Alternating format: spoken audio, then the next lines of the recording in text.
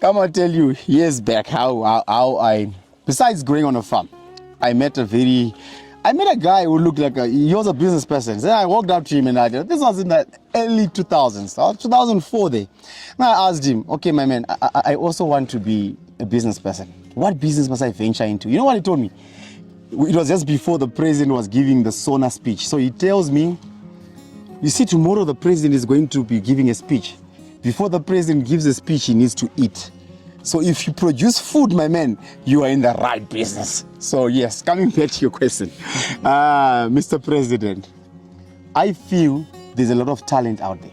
There's a lot of young people out there that have always thought farming is for the elder people. That have always thought farming is for the madalas. Ne? Mm-hmm. So those people, all they need is exposure. Ne? The schools, the grade 10s, grade 11s, grade 12s, ne? They must come for excursions on the farm. They must come for farm visits. They must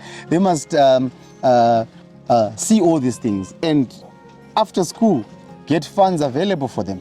Get places that they can actually go and get mentored into farmers. Let's like it or not, whether we like it or not, we need to eat.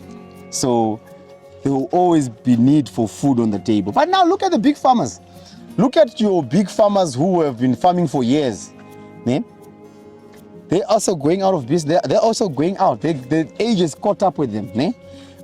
You find a farmer only had 2 children, decides to be a doctor. He didn't want to pursue farming. Mm-hmm. So I'm not even well, with my kids, I've got 5 kids. I know one of them will be a farmer because he loves it as if he doesn't change. But seeing that there's a lot of youths out there, yeah, that really need mentorship and funds available for it, because farming is a very expensive business. Yeah. Besides you putting, well, for me, the most expensive ingredient I've put on my farm is my time. Yes. That is the most. Besides the fertilizer and the chemicals, I also put my time on it.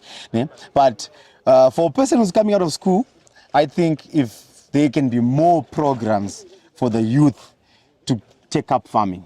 It's a very beautiful industry. I've got fellow farmers, young ladies who I'm very impressed how other young ladies are. The other one I asked her, hey man, so beautiful, you must be having nails, but she's in the farm, she's farming, she's actually producing big also. And I was like very impressed. So if we can capture such talent at a very young age, I can tell you, 50 years from now, 100 years from now, we'll be still farming safe.